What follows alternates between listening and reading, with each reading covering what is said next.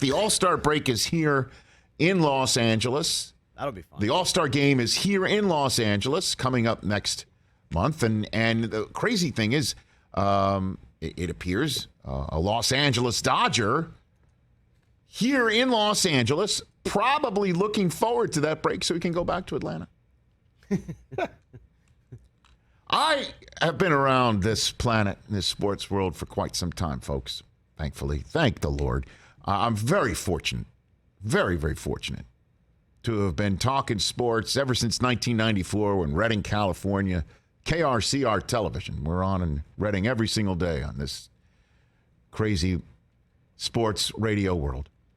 And then I got to SportsCenter in 96, the NFL in 2003, the NFL Network. Anyway, I bring up my past and history just to say is I've never really heard of a free agent making his like $160 million over a contract.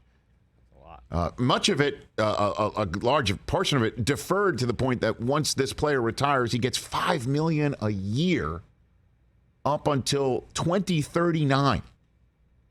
I mean, he's going to make Bobby Bonilla look like a deferred money pauper. That's a really good deferred money pauper. Great. Yeah. Put that run down. And you're also signing for that money in Southern California. The sky is blue. The sun is bright yellow. The ocean is gorgeous. You can choose wherever you want to live here in this beautiful spot. Great place. And the team that you've signed with, perennial contender, because they don't care how much money they're spending. They make the Yankees and Chris, your Red Sox, and now your Mets, TJ, look like bikers when it comes to just spending money. They're tightwads compared to the Los Angeles Dodgers. Never heard of a player signing into that situation and have signer's remorse. How many free agents have signer's remorse? There have been some, I would say. Yeah, there's some. Cooling off period. But no cooling. Freddie Freeman, by all accounts, wonderful human being. One of my favorite videos I've seen in the last 15 years coming out of baseball was him meeting a kid dressed as him trick-or-treating, right? Remember that video a few years ago? Freddie Freeman stopped trick-or-treating with his kid, saw a kid dressed as him trick-or-treating and surprised the kid. Just wonderful. He's good people, man. And you saw him back in Atlanta this week,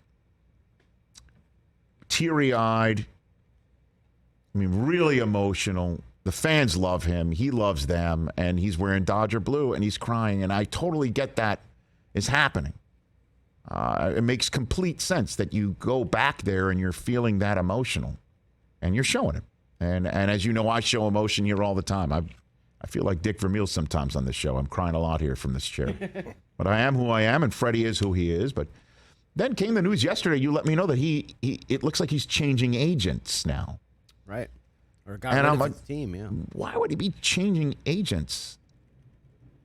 And I don't know, you put two and two together, just reading into a situation, I don't know, you just read stuff and you see stuff and you hear stuff. Is it possible Freddie Freeman, when he went back to Atlanta, chatting around a batting cage or strolling through a hall, ran into somebody from the Braves organization who told him a backstory or two about his negotiation to stay in Atlanta and how it broke down and what the Braves were told and what his agent may have been telling the Braves that he might not have somehow known, which is wild because Freeman was unsigned going into the lockout. And there were people signing before the lockout. Didn't Scherzer sign with your Mets before the lockout? Please. I think he did. People were being signed before the lockout. Freeman was not one of them. Coming out of the lockout, people are signing left, right, up, and down. Who was one of the last to sign? Freddie Freeman. Yankees, kept a light on for him. They put his jersey on their hope chest in the Bronx and then decided, screw it, we got to go to Anthony Rizzo, which is, by the way, outstanding. Outstanding. And I'm glad they didn't bring in Freddie Freeman because he might be somewhat emotional still in New York. Having signer's remorse with a Yankees team that might have 50-some-odd wins with him. Rizzo's hit big home runs. He's only hitting like 220, but I just love everything about him. And he was with the team last year. There's no chemistry issues. Certainly there is a chemistry issue, it seems, with the Dodgers, as Clayton Kershaw quoted as saying over the weekend, it's very cool to see Freeman's reception Friday night. He's obviously been a big contributor for our team, and I hope we're not second fiddle. It's a pretty special team over here, too. I think whenever he gets comfortable over here, he'll really enjoy it. It was a good night for him Friday. And Clayton Kershaw, another great human being, who, by the way, I've seen personally trick-or-treating. That's right. Dressed as Mr. Incredible. Had no idea I was strolling up to his house trick-or-treating with my kids. Another great human who understands other great humans.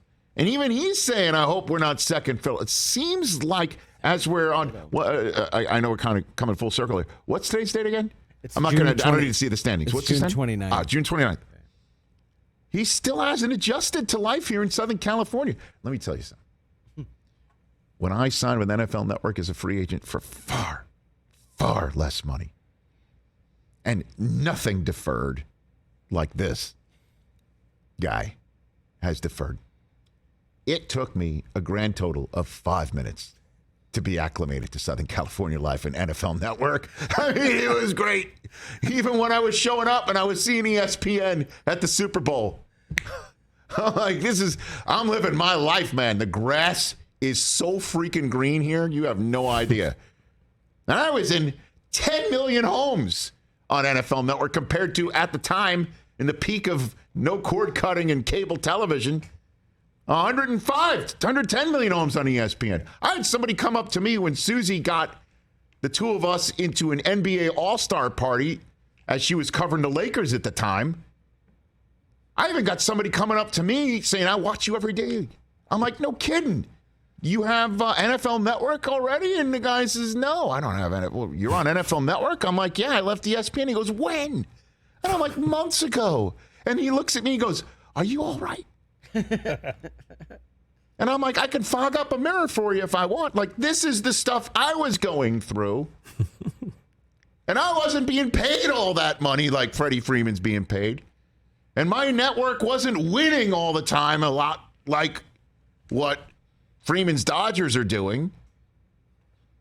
I didn't have anybody sitting there going, Rich, this is your new team. You know, we're pretty good here, too. I was in. Freddie Freeman doesn't appear to be in yet, does he? Doesn't appear so. He has got something in the past he needs to bury, and the first thing apparently he's using to bury is his agents.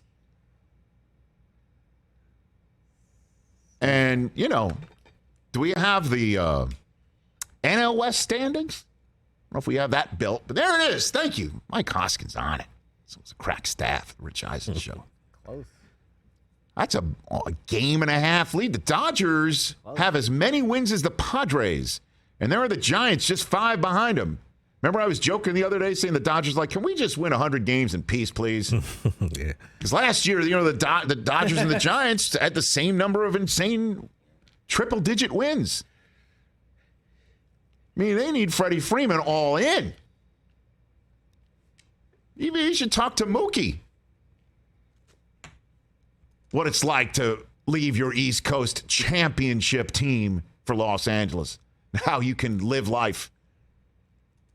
I don't know what's going on, man.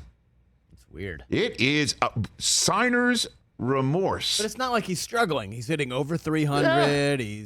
Yeah, so what do you think the Dodgers are thinking right now? Like, I have no idea. Clayton Kershaw, the leader, okay?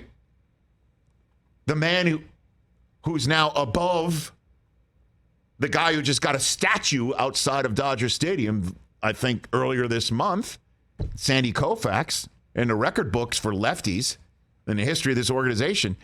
The leader in that clubhouse and tenured Dodger is saying it. I hope we're not second fiddle. We've got a pretty special team here, too.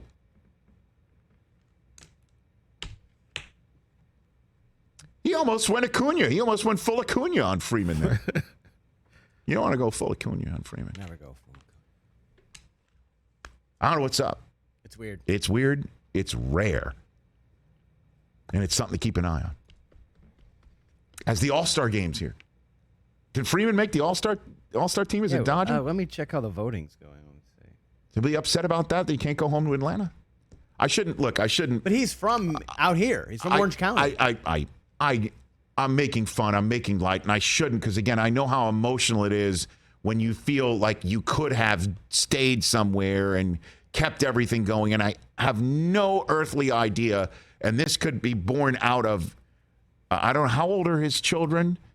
You know, if his kids are having a rough time adjusting to Southern California life, they pulled him out of school, they don't have their same friends. Like, there's a lot of life stuff that I'm glossing over here that I might be, out of line having a little bit of light with it, but it's very weird. And I know Dodger fans are already talking about it. And I'm wondering if Dodger players are too. And it was kind of like Clayton saying, hey, it's time to turn the page. You're here. Freddie's third in first base voting, behind Paul Goldschmidt and the Polar Bear. Oh, yeah, baby. Polar Bear's going to win that one. He is not going to win that one. Paul Goldschmidt has 1.6 million. Oh, that's right. Cardinals fans are. Yeah, it's so Cardinals ridiculous. fans open up a Budweiser and then stuff the ballot box, Yeah, right? I mean, I think you can vote 10 times per day, I think, for your Is that right? I think so. oh, I Very thought good. it was 5. You mean I can do 5 more? I've been I think I've you been can do slacking. 5 more. Dang. Oh, my gosh.